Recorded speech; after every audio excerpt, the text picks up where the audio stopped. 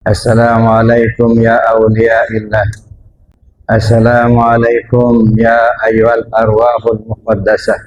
Assalamualaikum ya rijalul ghaib. Ya nuqaba, ya nujaba, ya ruqaba, ya budala.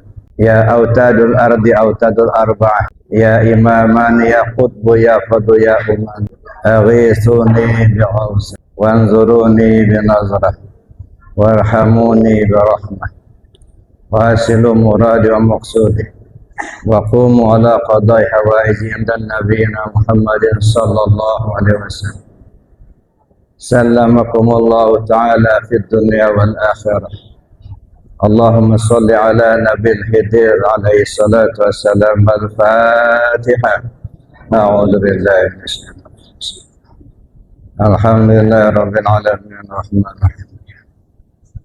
إياك نعبد وإياك نستعين صراط الذين أنعمت عليهم غير المغضوب. السلام عليكم يا شيخنا عبد الصمد القلمبر.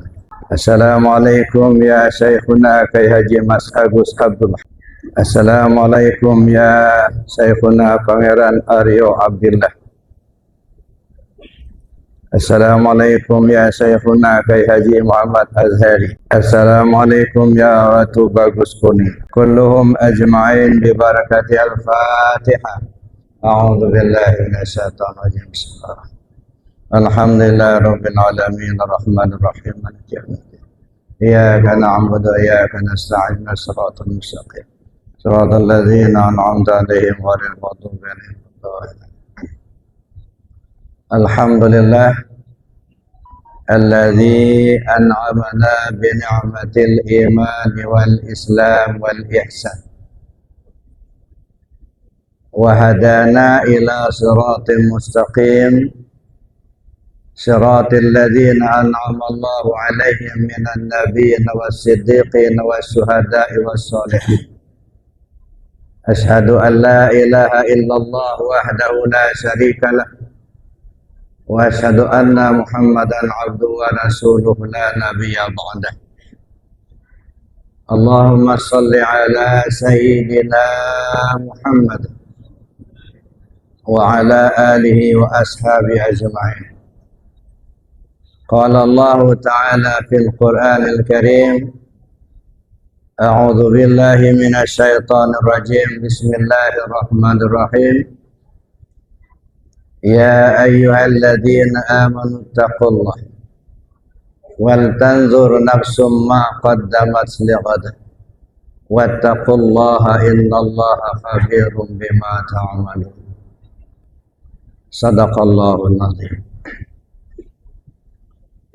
Yang saya hormati Bapak Kesra Provinsi Sumatera Selatan yang hadir pada kesempatan ini, juga yang saya hormati Bapak dari Kesra Pemerintah Kota Palembang, yang saya muliakan Bapak Sultan Iskandar Mahmud Badarudin, dan juga yang saya muliakan Bapak Sultan Fawaz Parabudi Raja Fawaz Diraja, dan yang saya hormati Bapak Pembina Yayasan Masjid Agung Kiai Haji Sarifuddin Yaqub, yang saya hormati Bapak Ketua Tamir Masjid Agung Palembang Bapak Insinyur Ki Agus Haji Abdul Razak MSc, dan yang saya hormati Bapak Kepala Kantor Kementerian Agama Kota Palembang Bapak Kiai Haji Muflihul Hasan SAG MSI, dan juga yang sangat saya hormati, saya muliakan seluruh para alim ulama, para habaib, para asatiz, dan para orang tua, serta bapak-bapak, ibu-ibu, para hadirin hadirat rahimakumullah. Pertama, alhamdulillah, kita bersyukur kepada Allah Subhanahu wa Ta'ala.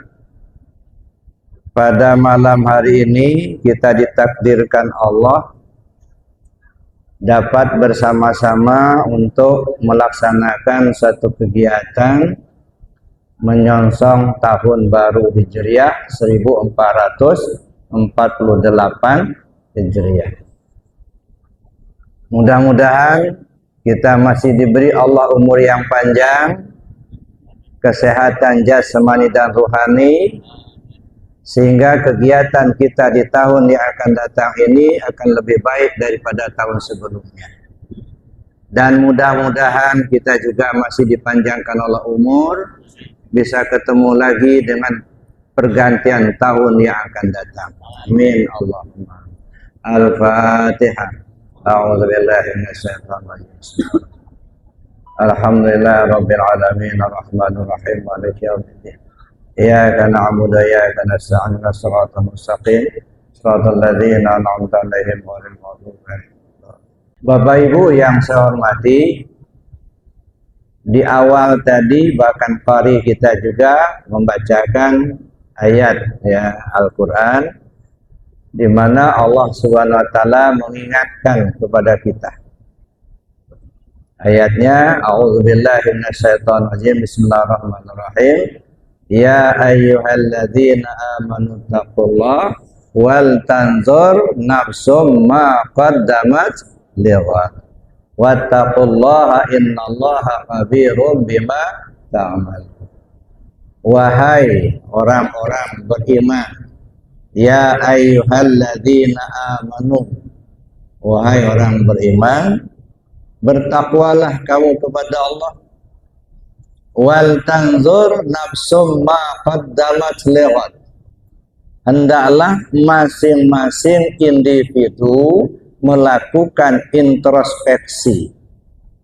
Nah, ini bagus benar, ini di awal tahun ini. Muhasabah. Ini ayat muhasabah. Ya. Allah perintahkan kita untuk melaksanakan muhasabah. Hendaklah masing-masing individu melakukan introspeksi. Apa yang sudah dipersiapkan untuk hidup di hari esok. Itu satu. Jadi Allah perintahkan kita untuk melaksanakan muhasabah, introspeksi. Apa yang sudah dipersiapkan untuk hidup di hari esok. Sebab kita semua yakin bahwa manusia semuanya akan meninggalkan dunia ini, akan mengalami kematian. Saya tidak tahu Bapak Ibu mau mati apa enggak? Mau? Ya jelas mau atau tidak pasti mati juga. Ya. Masalahnya sekarang kita sudah yakin betul bahwa manusia ini akan meninggalkan dunia. Cuman kata Allah, apa yang sudah dipersiapkan untuk hidup di hari esok itu? Nah, inilah saya pikir yang perlu kita bahas pada malam hari ini, walaupun dalam waktu yang relatif singkat. Yang pertama, kita akan bahas tentang umur. Yang kedua, kita akan bahas tentang ilmu. Dan yang ketiga, kita akan bahas tentang amal. Ya, tiga ini saja. Umur, ilmu, dan amal. Bapak Ibu yang saya hormati, bicara umur. Mungkin kita sudah bicara umur kita ini sudah berapa ini? Ada yang sudah 50, ada yang sudah 60, 70, ada yang kurang, ada yang lebih. Ya. Padahal sebenarnya umur ini tidak lebih dari satu hari satu malam, sehari semalam. Ya, jadi satu hari satu malam 24 jam. Kan siang malam, jadi seminggu, sepekan. Siang malam, nggak tahunya sudah setahun pula. Siang malam, rupanya udah 50 tahun pula umurnya. Jadi umur ini hanya siang dan malam. Siang, malam. Jadi kita berpikirnya siang dan malam. Ya. Kalau dikalimatkan, La ilaha illallah Muhammad Rasulullah. Kenapa saya katakan begitu?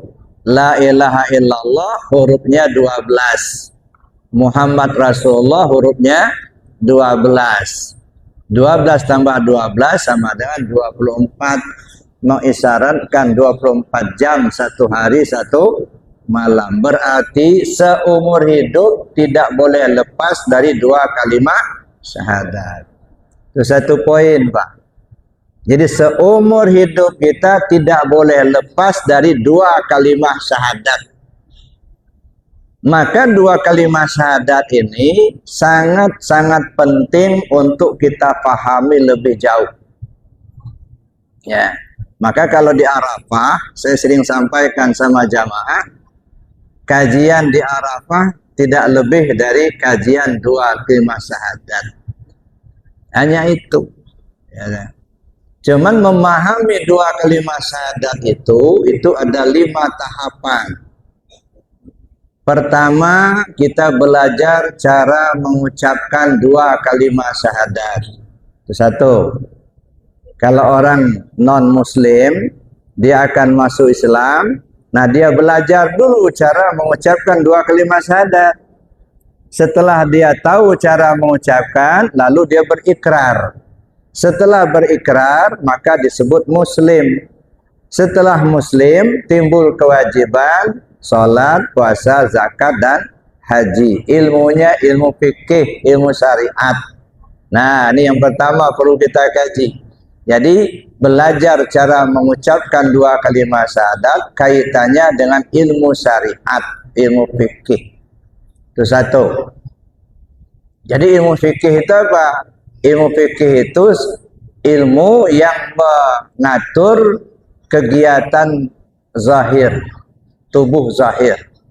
Jadi ruang lingkup ilmu fikih itu semua ucapan dan perbuatan. Jadi di mana saja kita belajar, kepada siapapun kita belajar, berapapun lamanya kita belajar, kalau yang kita pelajari itu menyangkut ucapan dan perbuatan, itu syariat semua itu, Pak. Nah, jadi kita jangan terjebak di sini. Masih banyak yang harus kita kaji. Kadang-kadang habis umur kita bicara syariat. Sah, batal, halal, haram, dosa, pahala. Ujung-ujungnya surga, neraka. Itu aja. Ya, ini urusan syariat. Kalau dalam bahasa saya itu namanya ilmu kulit, Pak. Kan pilar agama kan 3. Islam, iman, dan ihsan. 3 pilar agama. Islam, iman, dan ihsan. Islam itu kalau diturunkan dalam bidang ilmu disebut ilmu fikih, ilmu syariat. Yang syariat itu kelihatan. Kalau ibarat buah, yang kelihatan itu kulitnya dulu, Pak. Maka disebutlah ilmu fikih itu ilmu kulit. Iman itu ibarat isi. Ihsan itu ibarat rasa. Jadi kulit membungkus isi, isi menyimpan rasa. Pada akhirnya yang kita nikmati adalah rasa. Bapak Ibu beli doren di pasar, sebenarnya yang dinikmati apanya? Rasa. Cuman kan cari rasa doren saja nggak ada jualan, Pak. Mesti dibeli kulitnya, isinya, baru dapat rasa. Ya deh. Maka saya katakan kulit membungkus isi, isi menyimpan rasa. Maka 3-3-nya ini nggak boleh dibuang salah satu. Dibuang salah satu, rusak yang lain. Ya. Kalau diturunkan dalam bidang ilmu, Islam itu menjadi ilmu syariat, iman itu menjadi ilmu akidah atau ilmu tauhid atau ilmu hakikat, ihsan itu menjadi ilmu tasawuf. Ilmu tasawuf itu ada 2. Tasawuf amali namanya ilmu tarekat, tasawuf nazari namanya ilmu ma'rifat. Maka ilmu dalam Islam kita kenal 4. Syariat, tarekat, hakikat, dan ma'rifat. Kenapa 4? Karena tujuan agama ini membina diri manusia. Ya.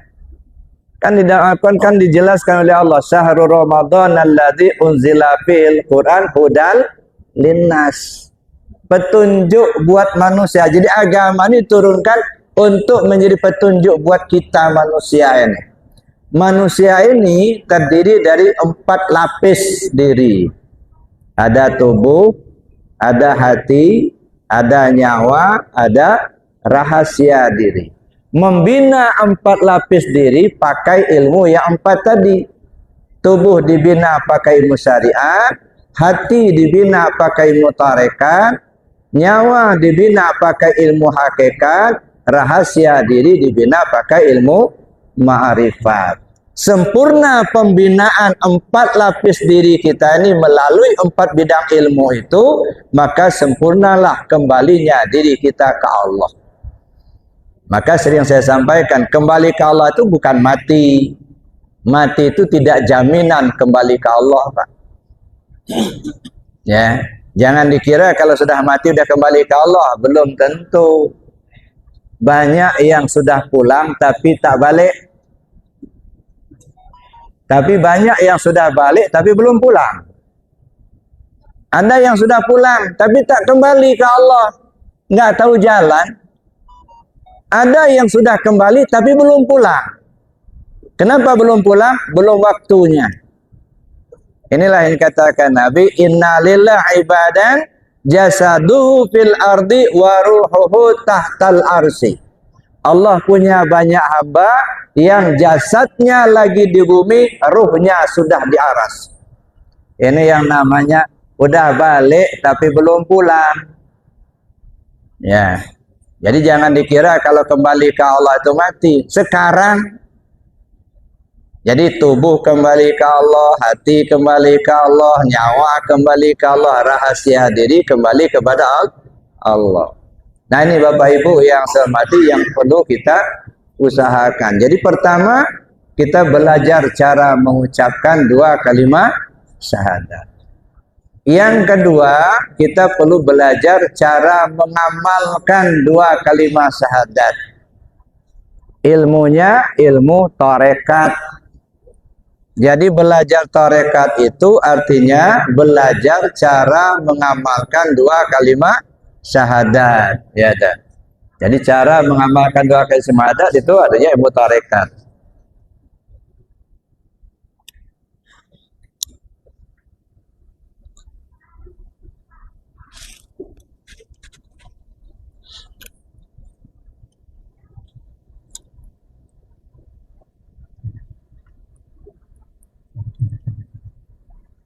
Tapi sampai sekarang ini banyak orang takut Pak belajar tarekat.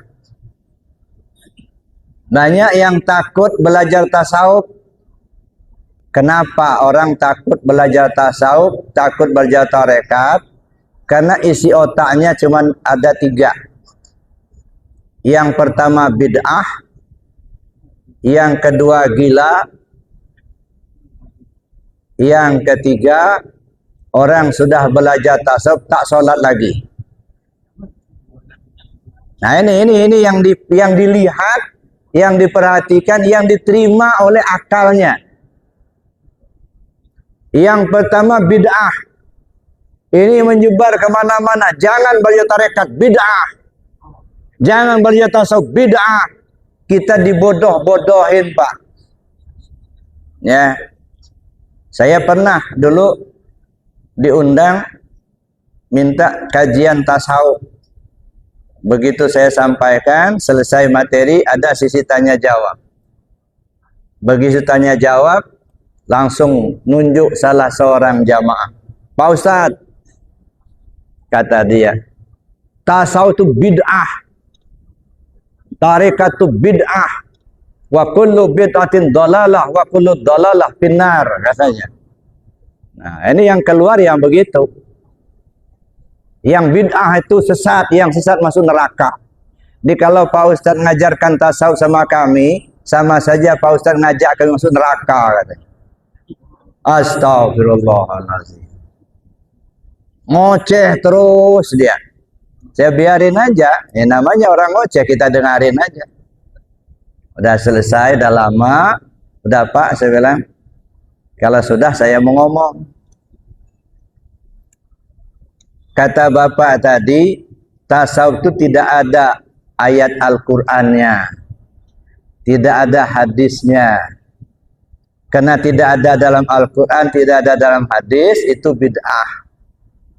Saya kepingin tanya, Al-Quran itu terdiri dari 6.666 ayat, 114 surat, 30 juz. Saya kepingin tahu, Bapak hafal ayat Quran itu berapa biji? Ngomong nggak ada ayatnya, ya. Emangnya Bapak hafal ayat Quran itu berapa biji? Oh, nggak ada hadisnya. Hadis Nabi itu ribuan, Pak. Belum yang diriwayatkan oleh Imam Muslim, Imam Bukhari, Imam Turmuzi, Nasai, Ibnu Majah, Ibnu Hibban, dan lain sebagainya. Jadi mungkin kalau dikumpulin jutaan hadis Nabi itu. Jadi kalau Bapak mengatakan nggak ada hadisnya, emangnya Bapak hafal hadis berapa biji? Inilah ciri-ciri orang sombong, saudara. Tidak usah kita buka tafsir, tidak usah kita buka Al-Quran. Seingat saya sajalah. Al-Quran bicara tentang tasawuf. Antara lain, 1. Bismillahirrahmanirrahim. Wa fi anfusikum afala tubsirun. Dalam dirimu, kenapa kamu tak lihat? Dalam dirimu, kenapa kau tak perhatikan? Nahnu aqrabu min hablil warid. Kami terlebih hampir dari urat nadimu. Itu ayat Al-Quran. Bicara tentang tasawuf. Falyanzuril insanu mimma khuliq. Hendaklah manusia memperhatikan tentang dirinya dari apa diciptakan. Ini kita disuruh oleh Allah untuk mengkaji diri. Jadi mengkaji diri itu perintah Allah, Pak. Falyanzuril insanu mimma khuliq. Hendaklah manusia memperhatikan tentang dirinya dari apa diciptakan. Maka perlu kita mengkaji keasalan tubuh yang kasar, keasalan tubuh yang halus, keasalan tubuh yang kasar dari air, api, angin, tanah. Air menjadi tulang bagi kita menegakkan alam batang tubuh. Api menjadi darah bagi kita untuk menerangi alam batang tubuh. Angin menjadi urat bagi kita untuk menggerakkan alam batang tubuh. Tanah menjadi kulit dan daging bagi kita untuk mengokohkan alam batang tubuh. Ini keasalan. Jadi mengasal diri, mengkaji diri, ada perintah Allah. Sehingga ulama tasawuf mengatakan, siapa orang yang mengenal dirinya, maka kenallah dia kepada Tuhannya. Jadi kalau mau tahu dengan Tuhan kita, kajilah diri kita. Ya, keliling dunia cari Tuhan gak bakal ketemu, Pak. Ya, tapi carilah di diri kita sendiri. Wa fi anfusikum afala tubsirun. Nah, sudah saya jelaskan seperti itu, ya. Saya lanjutkan lagi. Dalam hadis saya bilang, Bapak mengatakan tidak ada hadisnya. Banyak apa hadis Nabi tentang tasawuf itu. Al-insan siri wa ana siru wa siri sifatillah ghairi zati. Itu hadis kursi. Ya. Banyak lagi hadis-hadis Nabi yang bicara tentang tasawuf. Jaddidu imanakum. Perbarui iman kalian, kata Nabi kepada para sahabat. Lalu sahabat tanya, kaifa nujaddidu imanana ya Rasulullah? Bagaimana caranya kami perbarui iman kami ya Rasul? Maka Rasul menjawab, faqsiru bidzikri la ilaha illallah.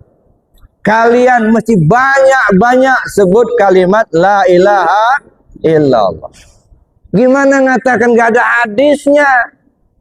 Inilah yang saya katakan, kita dibodoh-bodohin. Udahlah kita bodoh, dibodoh-bodoh, dia tambah bodoh. Sekarang buang anggapan bid'ah itu, Pak. Pelajari tasawuf dan tarekat itu. Enggak akan bakal kenal kita kepada Allah dengan sempurna tanpa mengkaji ilmu tasawuf. Maka ada jamaah di Bandar Lampung nanya bagaimana cara salat khusyuk. Saya bilang tanpa tasawuf sampai tua nggak bakal khusyuk. Ya, kenapa? Karena khusyuk itu, gitu ya, perangkat di dalam diri kita ini itu ada 4 tadi: tubuh, hati, nyawa, rahasia. Bagaimana khusyuknya tubuh? Pakailah ilmu syariat. Tenang, tidak gerasa gerusu, tertil bacaannya. Bagaimana khusyuknya hati? Ingat hati ke Allah. Bagaimana khusyuknya nyawa kita? Anta abudallah ka'annaka tarahu. Kau sembah Allah seolah kau melihatnya. Bagaimana khusyuknya rahasia diri kita? Tidak lagi merasakan kita yang berbuat. Kalau masih merasa kita yang berbuat, itu belum khusyuk. Ya, bagaimana ceritanya kok kita yang berbuat? Berdiri kita pakai kodratnya Allah, mau kita sholat pakai iradat Allah, bisa baca ini dan itu ilmunya Allah, ada azan terdengar samanya Allah, kita berjalan dari rumah ngelihat jalan yang akan kita lewati itu basornya Allah, yang punya kamu mana? Nggak ada kan? Kok bisa-bisa kamu mengaku kamu yang berbuat?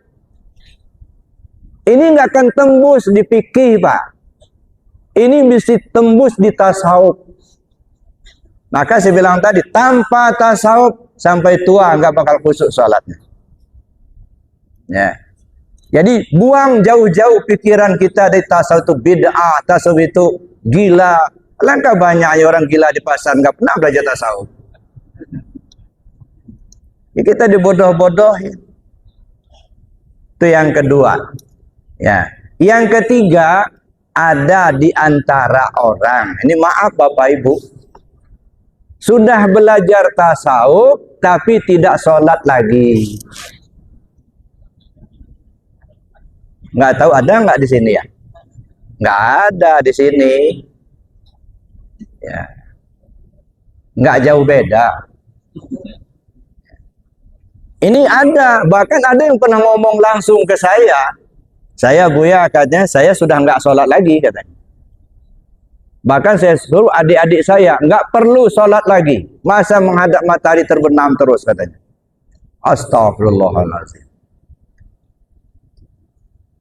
Nah ini yang perlu kita pahami lebih jauh Bapak Ibu yang saya hormati. Mungkin ada statement dari orang-orang hakikat. Kalau kamu sudah ma'rifat kepada Allah, kamu tidak boleh lagi sholat. Ada statement seperti itu. Tapi kita perlu pahami, yang ngomong itu siapa? Orang hakikat. Guru hakikat. Kalau guru hakikat yang ngomong, berarti kita pahami secara hakikat juga, gitu. Jangan ucapan hakikat dipahami secara syariat. Enggak kena. Orang melihat kuman pakai mikroskop, kita pakai kacamata reben. Ya enggak ketemu. Ini yang sering benturan. Kan bahasanya kan begitu. Kalau kamu sudah ma'rifat kepada Allah, kamu tidak boleh lagi sholat. Artinya apa? Kamu tidak boleh mengaku kamu yang sholat. Bukan tidak mengerjakan sholat. Bagaimana ceritanya kita yang mengerjakan sholat? Yang saya katakan tadi, berdiri kita pakai kodratnya Allah. Bisa baca kita ini dan itu ilmunya Allah. Melihat basornya Allah, mendengar samanya Allah. Yang punya kita mana? Nggak ada. Kenapa masih ngaku kita yang punya? Disinilah kekeliruan kita dalam beriktikad. Nggak punya, ngaku punya. Dipinjamin, merasa memiliki. Ujungnya dijualnya, Pak. Ini dipinjamin, rasa memiliki. Makanya Allah perintahkan, inna a'tainakal kautsar fasholli li rabbika wanhar. Aku telah berikan nikmat yang banyak sama kalian. Dirikan salat dan berkorbanlah. Kalau secara syariatnya kan artinya kita salat Idul Adha lalu kita sembelih hewan korban, kan begitu. Syariatnya begitu. Hakikatnya apa? Sebelum salat berkorban dulu. Ini kan enggak pernah berkorban kita. Bapak Ibu kalau salat berkorban dulu apa enggak? Enggak kan? Mesti korban dulu, Pak. Ya. Kalau dalam bahasa hakikat itu menghilangkan diri. Ya. Jangan ngaku kalau kita yang kuasa, Pak. Kuasa milik Allah. Ilmu yang kita punya ilmunya Allah. Melihat kita basarnya Allah, mendengar kita samanya Allah. Maka bahasa tasawufnya apa? La hayyun, la alimun, la qadirun, la muridun, la sami'un, la basirun, la mutakallimun bil haq illallah. Baru Allahu Akbar. Ini enggak ngaku kita yang kuasa, ngaku kita yang pintar, ngaku kita berilmu, belum berkorban. Korbankan dulu. Serahkan dulu yang kamu punya itu ke Allah. Wa anfiqu mimma razaqnakum min qabli an ya'ti ahadakumul maut. Serahkan apa yang sudah Allah berikan padamu sebelum kematianmu datang. Jadi Bapak Ibu yang saya hormati, ini korban. Ya. Jadi kita serahkan. Ini yang saya katakan tadi. Yang kedua, kita perlu belajar cara mengamalkan dua kalimat syahadat. Ilmunya apa tadi? Ilmu tarekat. Nah, kita belajar tarekat, belajar cara mengamalkan dua kalimat syahadat. La ilaha illallah. Di kita ini kadang-kadang, nih maaf Bapak Ibu ya, kalau sudah zikir la ilaha illallah, enggak boleh zikir keras-keras. Boleh enggak zikir keras-keras, Pak? Enggak boleh. Keras, enggak boleh. Zikirnya la ilaha illallah. Jangan zikir keras-keras. Ada, kita perlu tahsinul Quran, membaguskan bacaan Quran. Sehingga dari tua-tua, dari muda sampai yang tua, mulai membaca Al-Quran, membaguskan bacaan Quran. Saya pikir bagus, supaya meluruskan bacaan. Tapi itu meluruskan bacaan tulisan Arab. Ya, membaguskan bacaan tulisan Arab. Sayangnya bacaannya bagus, perintahnya dilanggar. Ini yang disayangkan. Bacanya bagus, begitu orang baca la ilaha illallah. Oh, enggak boleh zikir di sini. Ini masjid umum, bukan masjid khusus. Emangnya kalau zikir dalam masjid khusus, Pak? Nah, ini dibaca terus ayatnya, perintahnya dilanggar. Baca surat Al-Baqarah 114. Wa man azlama mimman mana'a masajidallah ayyuzkara fi hasmu wa sa'a fi kharabiha.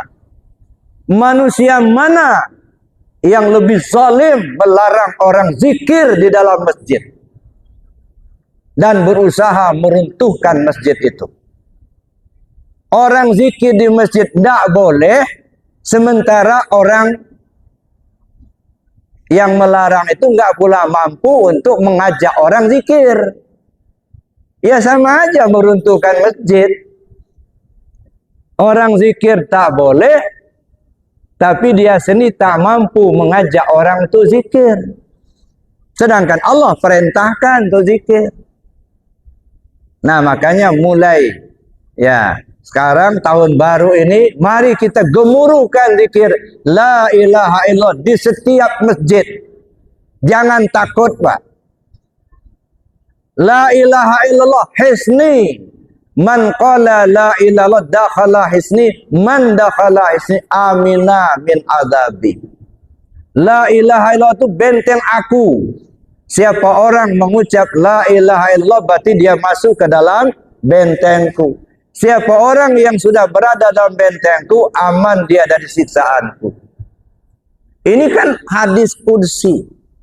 Allah yang bilang. Kenapa kita takut dengan zikir la ilaha illallah? Bumi dan langit ini Pak diciptakan karena la ilaha illallah itulah. Sorga dan neraka itu diciptakan karena la ilaha illallah. Sorga diperuntukkan bagi orang yang zikir la ilaha illallah. Neraka diperuntukkan bagi orang yang tidak mau zikir la ilaha illallah. Itu satu Pak. Saya kira untuk tahun-tahun yang akan datang kita coba untuk menggemuruhkan zikir la ilaha illallah di mana saja berada. Dan itu perintah Nabi. Jaddidu imanakum, perbarui iman kalian. Bagaimana caranya kami perbarui iman kami ya Rasul, kata sahabat? Apa jawab Rasul? Faksiru bidzikri la ilaha illallah. Kalian mesti banyak-banyak sebut kalimat la ilaha illallah. Jangan sedikit-sedikit, Pak, banyak-banyak. Bahkan ada hadis ya yang mengatakan man qala la ilallah sab'ina alfa buri'a minan nar. Siapa orang yang zikir la ilallah sebanyak 70.000, Allah lepaskan dia dari api neraka. Nah, ini yang kita sebut dengan zikir ataqah. Nah, jadi zikir ataqah untuk menebus diri kita dari api neraka itu. Bapak Ibu yang saya hormati, itu artinya belajar zikir itu belajar tarekat. Belajar tarekat itu artinya belajar cara mengamalkan dua kalimat syahadat. Yang kedua. Yang ketiga, belajar memahami isi dua kalimat syahadat. Asyhadu an la ilaha illallah wa asyhadu anna Muhammadar Rasulullah, itu bahasa Arab. Aku bersaksi tidak ada Tuhan selain Allah, aku bersaksi Muhammad utusan Allah, itu alih bahasa. Isinya mana? Kalau hanya kalimatnya Pak Burung Bio juga hafal Pak. Kalau alih bahasa, anak TK udah tahu. Yang kita ingin cari isinya mana? La ilaha illallah Muhammad Rasulullah. Mana isinya? Zat dan sifat. Zat namanya Allah, sifat namanya Muhammad. Ada di mana? Ada di diri kita sendiri. Carilah itu. Jadi kalau kita nyebut la ilaha illallah Muhammad Rasulullah, sama aja kita menyebutkan diri kita sendiri. Zat dan sifat. Maka kita sebut asyhadu an la ilaha illallah wa asyhadu anna Muhammad Rasulullah. Aku bersaksi tidak ada Tuhan selain Allah, aku bersaksi Muhammad utusan Allah. Pertanyaannya, kita ini sudah bersyahadat apa belum? Apa baru mengucap dua kalimat syahadat? Banyak orang mengucap dua kalimat syahadat, belum tentu bersyahadat. Kenapa belum tentu bersyahadat? Ya bagaimana dia bersyahadat, dia belum tahu. Contoh, ini kursi. Ya. Kalau saya layangkan pandangan saya ke kursi ini, saya paham betul kalau ini kursi. Mata saya melihat. Kalau saya buat satu kalimat, saya melihat kursi. Kira-kira benar apa salah? Benar. Kenapa benar? Karena saya melihat dan saya paham ini kursi. Kalau orang buta, Pak, nggak ngelihat sama sekali. Atau dia nggak ngerti yang kursi itu kayak apa sih? Cuma ngomong aja, saya melihat kursi katanya. Tapi dia sendiri buta, dia sendiri nggak paham kursi itu apa. Kira-kira benar nggak omongannya? Ya salah. Kenapa salah? Ya nggak paham kursi itu apa. Nah, barulah kita bersahadat karena kita sudah mengerti. Asyhadu an la ilaha illallah, asyhadu anna Muhammad Rasulullah. Memahami isi ilmunya, ilmu akidah. Ya, ilmu tauhid, maka kita perlu belajar ilmu akidah atau ilmu tauhid. Yang keempat, kita perlu tahu posisi. Asyhadu an la ilaha illallah, syahadat tauhid. Asyhadu anna Muhammad Rasulullah, syahadat rasul. Pertanyaannya, kapan kita dalam posisi syahadat tauhid? Kapan kita dalam posisi syahadat rasul? Ada enggak dicontohkan Nabi? Perhatikan. Ketika Nabi SAW melemparkan segenggam pasir ke arah musuh pada saat perang Badar, begitu dilemparkan, nggak lama sudah itu turun ayat, wa ma ramaita idz ramaita walakinnallaha rama. Bukan kamu yang melempar ketika kau melempar tadi, tapi Allah yang melempar. Zahirnya Nabi kan yang melempar, tapi kenapa Allah bilang bukan kamu yang melempar pada saat kau melempar, tapi Allah yang melempar. Di mana posisi Muhammad ketika itu? Nah, ini yang saya katakan memahami posisi. Satu. Yang kedua, ayam itu binatang yang sudah dihalalkan oleh Allah. Ayam, kambing, sapi, ya, itu binatang yang dihalalkan. Tapi kalau disembelih tidak dengan bismillah menjadi haram dimakan. Pertanyaannya, di mana letak halalnya, di mana letak haramnya? Ya. Orang-orang fikih memahaminya halalnya pada kalimat bismillahirrahmanirrahim. Maka ketika menyembelih mengucap kalimat bismillahirrahmanirrahim. Tidak salah. Kenapa? Karena memang fikih itu yang diucapkan didengar. Tapi orang hakikat bukan terletak pada kalimat, tapi terletak pada bismillah, dengan nama Allah. Apa urusan kita Pak dengan binatang itu? Kita ngejadikannya enggak, kita menghidupkannya enggak, kok tiba-tiba kita yang membunuhnya. Ngalim itu namanya. Makanya haram Pak. Bukan Bapak yang bikin ayam itu. Bukan Bapak yang menghidupkan, kok tiba-tiba Bapak yang bunuhnya. Makanya haram, maling.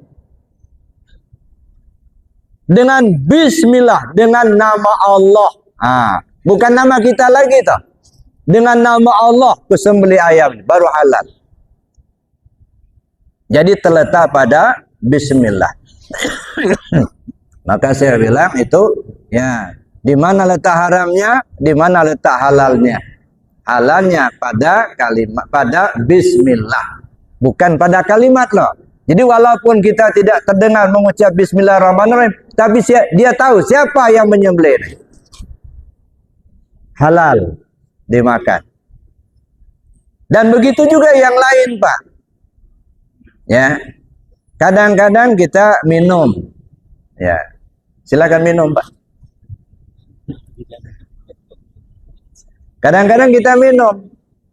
Minum itu air punya siapa? Punya Allah. Nggak ada orang yang bikin air. Enggak. Kullu amrin zimalin famabda bi bismillahirrahmanirrahim fawa aqta awil ajzam. Segala sesuatunya, makasih, maaf. Segala sesuatunya ada hikmahnya. Kalau tidak diawali dengan bismillah, maka dia terputus.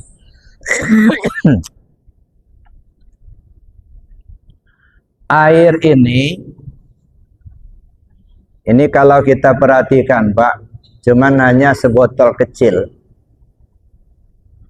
Mungkin kalau kita hanya melihat lahirnya, berapa sih harga air ini? Rp1.000, 1.500, murah. Ya. Tapi coba renungkan Bapak, nggak mungkin air ini akan terletak di atas ini, di samping saya ini, kalau nggak ada, kalau bukan kena kodrat Allah. Air milik Allah. Di mana kita dapat? Di bor. Katakanlah begitu, di bor. Pakai apa kita ngebor? Pakai besi yang sudah dirakit. Besi dapat dari mana? Tambang besi. Berapa orang yang terlibat dengan tambang besi? Setelah kita dapatkan besinya, lalu dirakit menjadi bor. Berapa orang yang terlibat dengan perakitan bor? Setelah bor dirakit, diantarkan ke distributor. Pakai mobil. Berapa orang yang terlibat dengan mobil itu? Berapa orang yang terlibat mengantarkannya? Sampailah kepada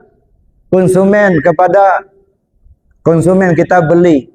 Nah, berapa orang yang terlibat dengan besi yang kita beli ini?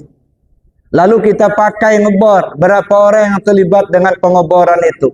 Masya Allah Pak, kalau dihitung-hitung jutaan Pak duitnya. Jangan dilihat cuma 1.000. Kalau bukan kena rahmat Allah, sungguh air ini tidak akan hadir di tempat kita ini. Ini rahmat Allah yang sangat besar. Ketika kita minum, ingat Allah apa enggak? Kita haus, kita minum. Waktu minum, ingat Allah apa tidak? Kalau ingat Allah, tanda izin sama yang punya. Kalau enggak ingat Allah, tanda maling. Haus, dak minum, ingat sama Allah enggak? Enggak, maling. Makanya dosa. Itu namanya kufur nikmat. Ya. Maka mesti ingat Allah. Walaupun mungkin tidak dizahirkan bismillahirrahmanirrahim, tapi tahu siapa yang diingatnya. Nah, ini yang saya katakan memahami posisi. Ilmunya ilmu hakikat. Maka kita perlu belajar ilmu hakikat. Yang kelima, kita perlu tahu cara memakai dua kalimat syahadat. Hidup yang akan dipakai kok mati bisa ditompang. Mana pakaian hidup, mana tompangan mati? Dua kalimat syahadat la ilaha illallah Muhammad Rasulullah. Pakailah itu seumur hidup dan tumpanglah ketika mati. Insya Allah selamat. Bapak Ibu yang saya hormati, itu bicara tentang umur kita. Ya, bicara umur kita hanya sehari semalam dari dua kalimat syahadat itu. Lalu kemudian kita bicara tentang ilmu. Ilmu yang sudah kita pelajari seperti apa? Ya. Apakah selama ini kita bergelimang di ilmu syariat saja ataukah kita sudah masuk ke ilmu hakikatnya? Kalau sudah, alhamdulillah. Kalau belum, tahun yang akan datang mulai kita hijrah. Ya. Bukan meninggalkan syariat, bukan, meningkatkan. Jadi belajar hakikat bukan belajar meninggalkan syariat. Ini perlu saya garis bawahi. Belajar hakikat bukan belajar meninggalkan syariat, tapi belajar menyempurnakan syariat. Kalau saya boleh istilahkan, syariat itu ibarat tubuh, Pak. Hakikat itu ibarat nyawa. Kalau orang bersyariat tidak berhakikat, sama saja tubuh tidak bernyawa. Apa namanya? Bangkai. Khawatir Pak. Capek badan berbuat, rasa-rasa sudah masuk surga, enggak tuh ditolak semua.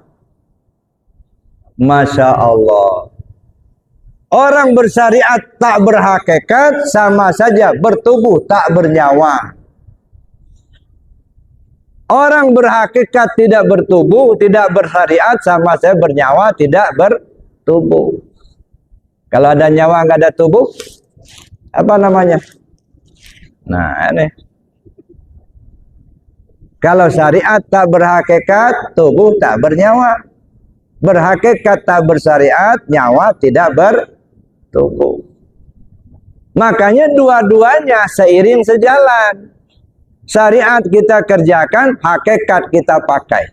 Jangan pernah dipertentangkan antara syariat dengan hakikat. Kita ini kadang-kadang sibuk mempertentangkan itu, Pak. Yang bid'ah lah, yang gila lah. Yang ngomong sini nggak pernah belajar hakikat. Jangan belajar tarekat. nanti gila. Emangnya kalau Bapak belajar tarekat sama siapa? Oh, saya kan pernah belajar. Ya kalau nggak pernah belajar gimana menilai? Oh, jangan belajar hakikat, itu sesat, itu bid'ah. Emangnya Bapak belajar hakikat sama siapa? Oh, saya nggak pernah belajar. Yang tidak tahu tata nilai pasti tidak bisa memberi penilaian.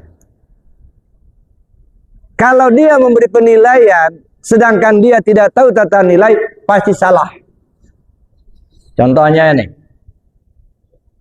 ini air, ya. Kita tidak ngerti air itu apa sih?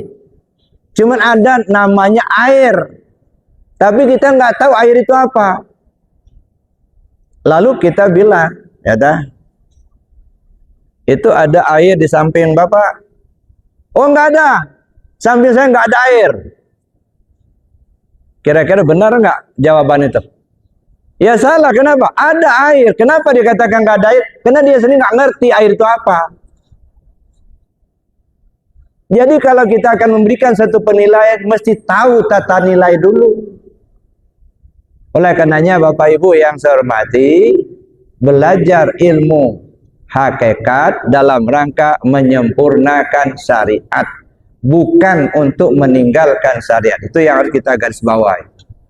As-syari'atu bila haqiqatin natilah wal haqiqatu bila syariatin batilah.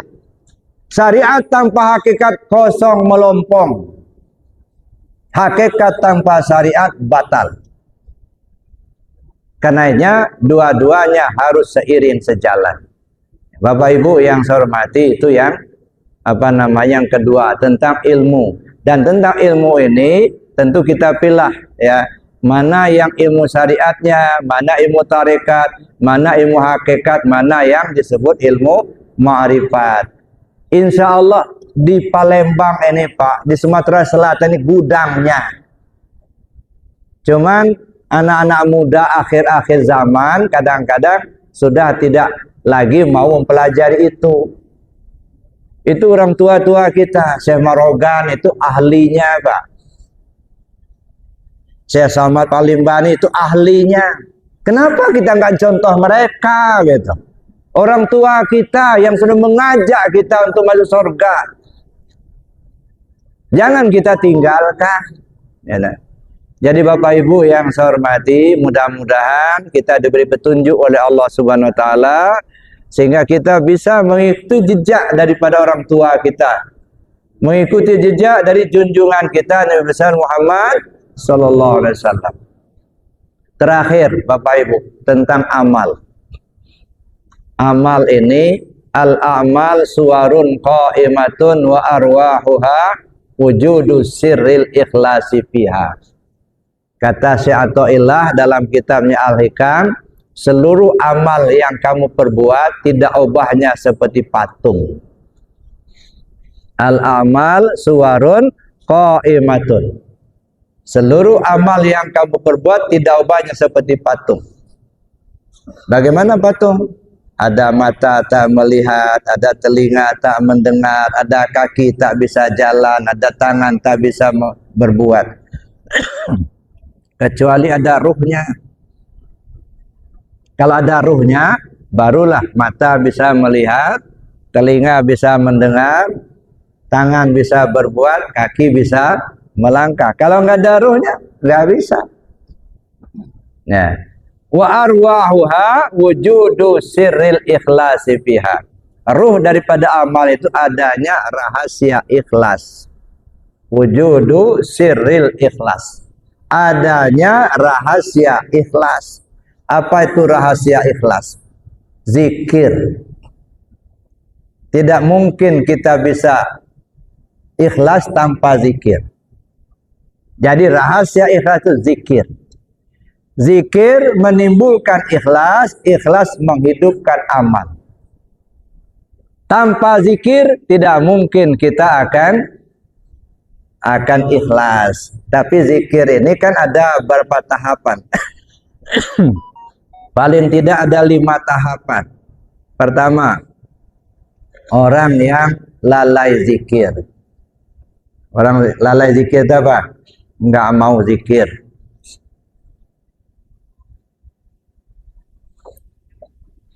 Udah diajak, udah dikasih tahu ini ayatnya, ini hadisnya, masih juga bandel, masih juga nggak mau, masih juga nolak. Ya, ini orang yang lalai zikir, sholat nggak mau, baca Quran nggak mau. Baca Quran kan zikir, sholat kan zikir. Ya, ini diajak sholat nggak mau, baca Quran nggak mau. Maunya kalau riungan aja baru datang. Ya. Nah ini namanya orang lalai zikir, orang nggak mau zikir. Lalu dia mulai berpikir lebih jauh, lalu dia belajar. Ya, dia belajar, dia tahulah cara berzikir, akhirnya dia melaksanakan zikir. Cuman masih zikir lalai. Udah lebih bagus kalau tadi lalai zikir, sekarang zikir lalai. Nggak ingat hati ke Allah. Dia rajin sholatnya, cuman apa? Bukan ingat ke Allah, ingat utang nggak bayar. Bapak itu rajin betul sholat duhanya. Selidik punya selidik, rupanya kredit macet rupanya. Bukan Allah yang diingatnya.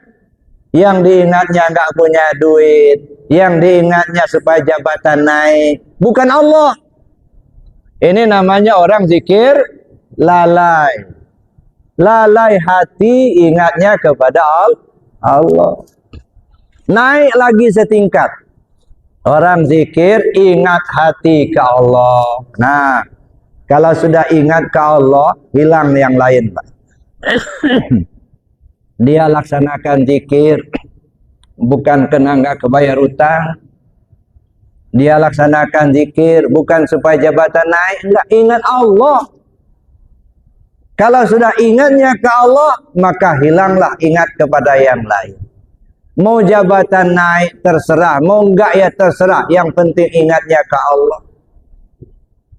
Nah ini kalau sudah orang ingat hati ke Allah, insya Allah dia akan menjadi seperti ikan hidup di laut. Bagaimana ikan hidup di laut? Bertahun-tahun ikan itu hidup di air asin, tetapi tidak terkontaminasi dengan asinnya air laut. Kenapa ikan yang hidup di air asin kok nggak asin, Pak? Kenapa, Pak? Ikan hidup di air laut yang asin, tapi kok nggak asin? Kira-kira kenapa? Ah, karena dia hidup. Coba kalau dia mati, udah sehari semalam udah asin dia. Karena ikannya hidup, maka dia tidak terkontaminasi dengan asinnya air laut. Nah begitu juga hati kita. Kalau hati kita hidup dengan zikirnya ke Allah, insya Allah tidak akan terkontaminasi dengan dunia ini, Pak. Silakan jadi pejabat, tapi ingat hati ke Allah, insya Allah nggak jadi koruptor, nggak. Malah dia keluarkan duitnya untuk membantu orang. Coba kalau nggak ingat hati ke Allah, duit orang malah diambilnya. Kenapa? Karena hatinya nggak ingat ke Allah. Nah, jadi orang yang zikir ingat hati kepada Allah. Naik lagi setingkat lagi. Orang zikir hadir hati ke Allah. Nah, kalau sudah hadir hati ke Allah, bukan hanya ingat, Pak. Ini yang katakan Nabi, anta ambudallah ka'annaka tarahu. Kamu sembah Allah seolah kau lihat dia. Sudah masuk kepada muraqabah dalam bahasa tasawufnya. Seolah-olah melihat Allah. Padahal Allah itu laisa kamislihi syai'un. Tak dapat diumpamakan dengan sesuatu. Tapi seolah-olah kau melihat Allah. Gambarannya seperti apa? Kalau Bapak ngaca, itu yang di cermin itu wajah siapa itu?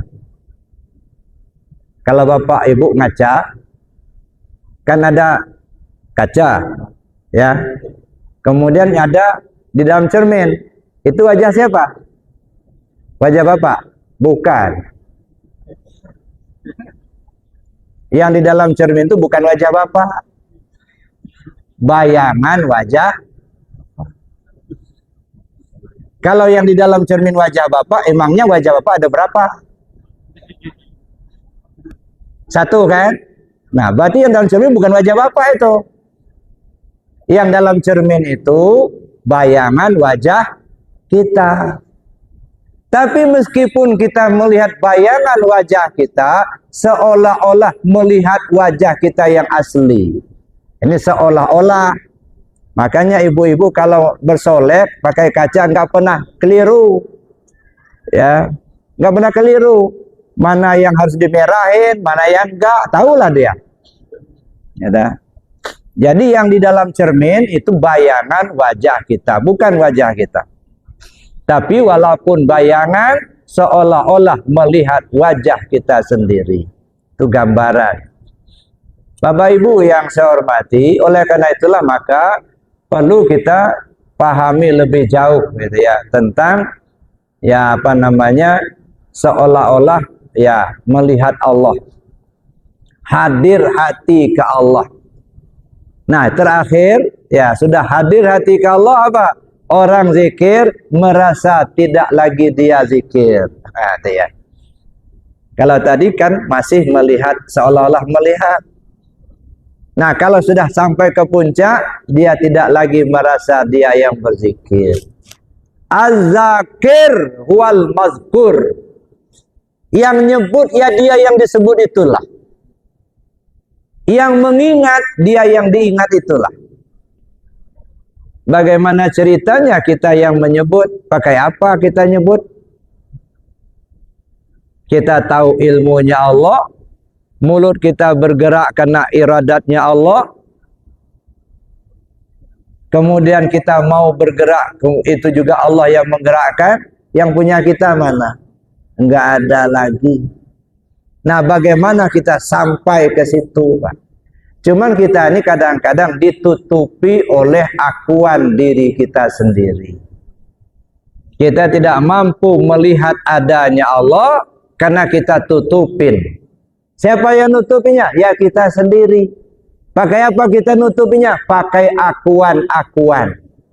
Ngaku-ngaku kita yang kuasa, kita yang berilmu, kita yang kehendak, kita yang melihat, kita yang menang. Ujung-ujungnya Allah nggak kelihatan.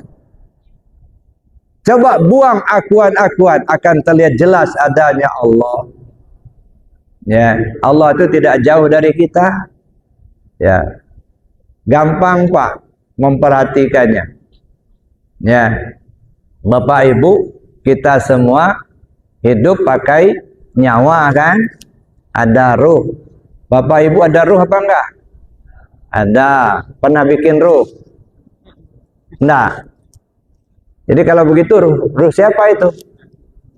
Ruhnya Allah, bukan ruhnya Bapak, bukan? Bukan. Kenapa ngaku punya? Ya. Itu ruhnya Allah. Fanafaktu fihi min ruhi. Kutiupkan ruhku. Allah yang bilang, kutiupkan ruhku. Bukan kutiupkan ruhmu. Bukan. Ruhku.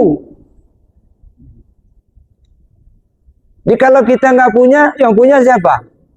Allah. Tapi kenapa kita ngasih mau ngaku punya? Karena kita tutupi dengan akuan kita sendiri. Kita ini banyak tertutup dengan pengakuan kita dan tertutup oleh bentuk. Ya. Ada air nggak di dalam botol ini, Pak? Ada kan? Kelihatan nggak airnya? Kenapa terlihat airnya? Karena plastiknya bening. Maka airnya terlihat. Kalau plastiknya kotor, airnya nggak kelihatan. Bukan airnya yang nggak ada, plastiknya yang kotor. Bukan Allahnya yang nggak ada, kitanya yang masih buta. Tuh di luar itu kan banyak rumput, Pak. Tapi kena gelap nggak kelihatan.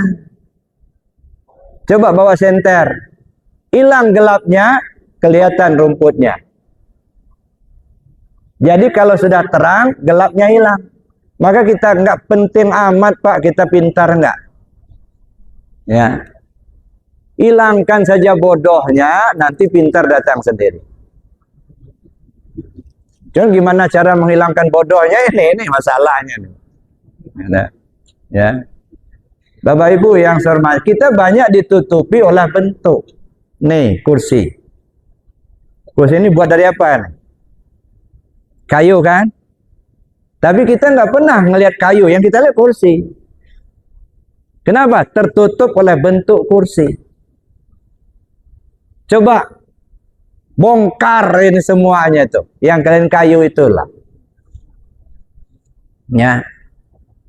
Kapas dipintal menjadi benang. Benang disulam menjadi kain. Kain dijahit menjadi baju. Ketika sudah jadi baju, orang nggak pernah ngelihat kapasnya lagi, Pak. Tertutup oleh bentuk baju. Padahal sebenarnya baju itu ya benang itulah. Begitu sudah jadi benang, nggak kelihatan kapasnya. Kenapa? Tertutup oleh bentuk benang. Coba buang bentuk benangnya, yang terlihat kapas. Nah, bagaimana kita membuang bentuk, akhirnya kelihatan aslinya. Ya. Kita ini kan banyak apa? Tapi banyak ini kan casingnya. Ya. Isinya satu. Contoh. Kalau saya katakan satu, Bapak dengar apa? Satu. Bapak dengar? Kok bisa sama? Kan telinga punya masing-masing. Saya ngomong satu, Bapak sebelah kanan saya dengar satu, sebelah kiri mendengarnya satu. Kok bisa sama? Padahal Bapak punya telinga masing-masing. Itulah menunjukkan yang mendengar itu cuma satu itulah. Cuman dia yang mendengar itu, makanya sama. Coba kalau kita ke telinga kita sendiri yang mendengar. Nggak sama, nggak. Yang satu udah budak, nggak ngedengar dia. Ya, nih, ini warna apa? Hitam. Menurut Bapak ini warna apa? Menurut Bapak sebelah kanan, kiri, hitam. Kalau menurut Allah ini warna apa nih? Nah, menurut Bapak ini warna hitam. Menurut Allah, nah, kok nyangkut? Ya hitam juga. Kenapa hitam? Karena kita tahu ini hitam setelah dikasih tahu sama Allah. Dulu belum dikasih tahu sama Allah, nggak tahu kita ini hitam. Coba tanya sama bayi yang baru lahir. Jabang bayi, ini warna apa? Nggak tahu dia. Wa 'allama Adamal asma'a kullaha. Allah ngajarkan kepada Adam itu berbagai nama. Barulah tahu si Adam. Oh, ini hitam, ini putih, ini air, ini api. Itu setelah mendapat pengajaran dari Allah. Kalau begitu yang punya ilmu siapa? Allah. Jangan ngaku punya ilmu, Pak. Ini di kita ini kan ngaku pintar, ngaku punya ilmu. Hilanglah pandangannya ke Allah. Maka bentrok terus kita. Kenapa? Karena yang kita bicarakan sah, batal, halal, haram, dosa, pahala terus menerus. Kita nggak ngelihat siapa yang punya ilmu itu, gitu. Akhirnya kita gontok-gontokan satu sama lain. Ya. Maka saya bilang, orang yang hanya duduk di fikih di syariat, sangar-sangar, Pak. Ya. Iya. Bid'ah, masuk neraka. Kayak punya neneknya aja surga itu. La ilaha illallah. Coba masuk ke alam tasawuf, masuk ke hakikat, nggak akan ada seperti itu. Qul kullum min indillah, segalanya dari Allah. Ya. Wallahu khalaqakum wa ma ta'malun. Allah yang menjadikan kamu dan apapun yang kau perbuat. Nah, ini maka kita duduk di tauhid af'alnya. Ya, maka saya bilang yang namanya bertauhid itu bukan hanya mengatakan Allah itu satu, tapi berkeyakinan tidak ada yang lain dari Allah. Kalau terselip di hati kita ini ada yang lain dari Allah, walau sebesar zarah, itu masih syirik, Pak. Allah ada, kita ada. Dua yang ada. Allah kuasa, kita kuasa. Dua yang kuasa. Nah, bagaimana supaya tauhid? Buang adanya kita, kembalikan kepada Allah. La ilaha illallah. Maka disebut nafi dan isbat. Nafikan, tidakkan yang ada pada kita, lalu isbatkan hanya kepada Allah saja. Allah lah yang ada, maka disebut la maujud illallah. Yang maujud ini hakikatnya enggak ada. Kenapa? Karena yang maujud ini adalah wujud bayangan. Disebut dengan wujud bayangan, wujud majazi, bukan wujud hakiki. Nah, ini bayangan. Contohnya ini bayangan. Ya. Bayangan ini hakikatnya enggak ada. Kenapa? Karena yang ada pemilik bayangan. Kita ini banyak tertipu, Pak. Jangan sampai seperti orang berlayar di sungai pakai sampan. Pamannya begini, ini maaf, kita pergi ke sungai Musi, bawa sampan. Tiba-tiba berhenti. Dah, kau berhenti Pak, nggak bisa lewat. Kenapa? Ada rumah gede di dalam itu. Orang yang paham, Pak, itu bayangan, yang rumah itu yang di atas. Ini yang banyak terhambat oleh bayangan. Nah, jangan sampai kita terhambat oleh bayangan. Nah, bagaimana kita supaya bisa menembus sampai ke dalam? Itulah ilmu hakikat. Maka saya bilang tadi, tanpa ilmu hakikat tidak akan mampu kita untuk melihat apa yang seharusnya kita lihat. Bapak Ibu yang saya hormati, mudah-mudahan di tahun yang akan datang ini Allah bukakan hati kita, pikiran kita untuk mengkaji ilmu agama ini dengan lebih sempurna lagi. Sehingga kita semua selamat pulang kembali kepada Allah. Amin. Allahumma amin. Saya kira demikian saja Bapak Ibu yang dapat saya sampaikan. Lebih dan kurangnya saya mohon maaf. Sekali lagi saya ingin menghimbau kita semua, mari kita gemuruhkan kalimat la ilaha illallah di mana saja. Di masjid-masjid, di surau-surau. Kenapa? Karena ini kata Rasul cara memperbarui iman. Jadidu imanakum bikasrati qauli la ilaha illallah. Perbarui iman kalian dengan banyak menyebut kalimat la ilaha illallah. Satu, yang kedua, mari kita kaji ilmu tasawuf. Jangan takut-takut, jangan ragu-ragu. Ya dah. Kenapa? Karena ilmu tasawuf itu adalah untuk mendapatkan rasa. Islam, iman, ihsan. Islam ibarat kulit, iman ibarat isi, ihsan ibarat rasa. Jadi kulit membungkus isi, isi menyimpan rasa. Pada akhirnya yang kita nikmati adalah rasa. Cuman untuk mendapatkan rasa, kulitnya juga harus kita ambil, Pak. Jangan dibuang. Ada mangga kita halaman rumah kita, begitu dia berbuah, kita langsung kupas kulitnya. Saya nggak penting kulit, yang penting rasanya. Kupas semua, besok busuk, Pak. Nah, jadi jangan diabaikan kulit. Kulit perlu dalam rangka membungkus isi.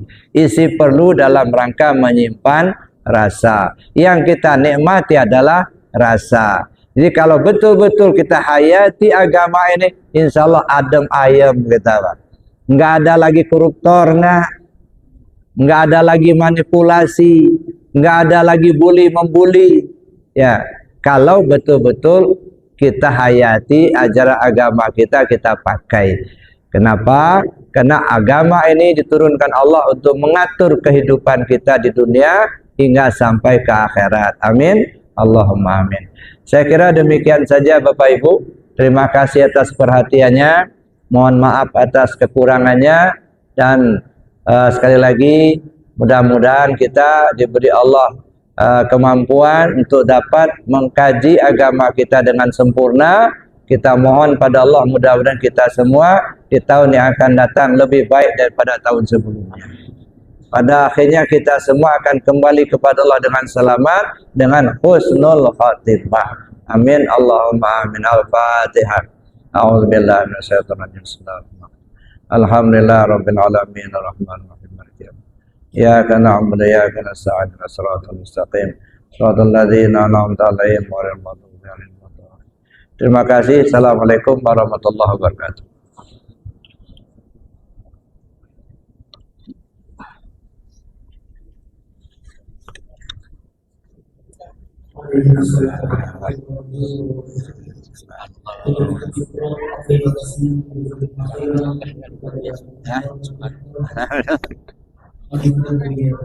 Nomor HP Bapak sudah disimpan. Oh ya, alhamdulillah, makasih. Masih ada yang mau saya tanya. Boleh. Bincang-bincang. Ya,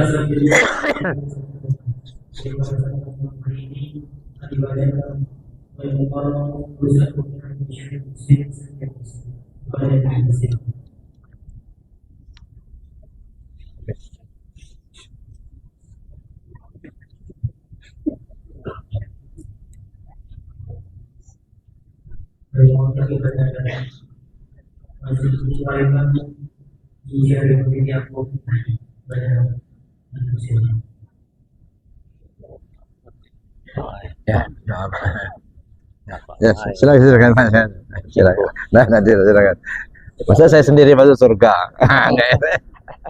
Nggak enak juga, Pak. Bagi-bagi.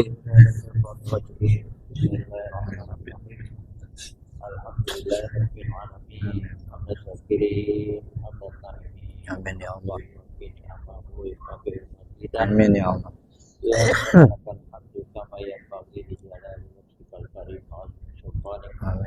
Allahumma sholli ala sayyidina Muhammadin sholatan kamilatan tujina biha min jami'il ahwali wal afat. Amin ya Allah. Ta'firana biha ya Allah jami'al hajat wa tudahiruna biha min jami'il sayiat wa tarfa'una biha indaka darajat wa tubalighuna biha amsal wayat min jami'il khairati fil hayati wa ba'dal mamat. Rabbana zalamna anfusana wa illam taghfir lana wa tarhamna lanakunanna minal khasirin. Rabbana ighfir lana dzunubana wa liwalidina warhamhum kama rabbauna shighara. Amin ya Allah. Muslimin wal muslimat wal mu'minina wal mu'minat al-ahya'i minhum wal amwat bi rahmatika ya arhamar rahimin. Allahumma bihaqi asma'ikal husna ya Allah ya Rahman ya Rahim. Amin ya Allah. Ya Basir ya Jalal ya Ikram ya Al Majid ya Ma'abud Majid. Wa bihaqi nabiyika Muhammadin sallallahu alaihi wasallam wa bihaqi la ilaha illallah Muhammadur Rasulullah. Bijaharta ya Rabbi min ibadatil mustaqim ya Allah. Waj'al qulubana quluban mutmainnatan khashi'atan mutawatti'atan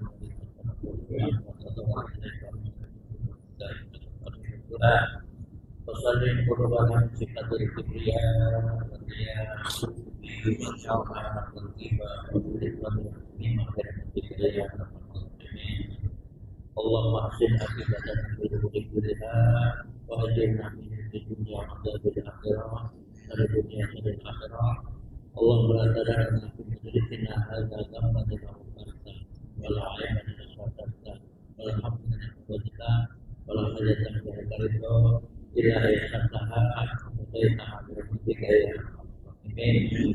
Allahumma ahdina min ummatil wahyi wa akhrijna bi nuril fahmi wa ta'alina bi ma'rifatil ilmi wa sahhil lana kita ya arhamar. Allahumma arina haqqa haqqa tibah wa arina al-batila batila wa kunna ijtinaba. Allahumma ja'al jam'ana hadha Muhammadumma wa tafarraqana min ba'dihi tafarraqan maksuma. Rabbana hab lana min azwajina wa dhurriyyatina qurrata a'yunin waj'alna lil muttaqina imama. Rabbana atina min ladunka rahmatan wa hab lana min ladunka hasanah. Rabbana atina fid dunya hasanah wa fil akhirati hasanah wa qina adzabannar wa adkhilna al-jannata ma'al abrar ya rabbal alamin. Sallallahu alaihi wasallam wa ala alihi wa sahbihi ajma'in. Subhana rabbika rabbil izzati amma yasifun wa salamun alal mursalin walhamdulillahi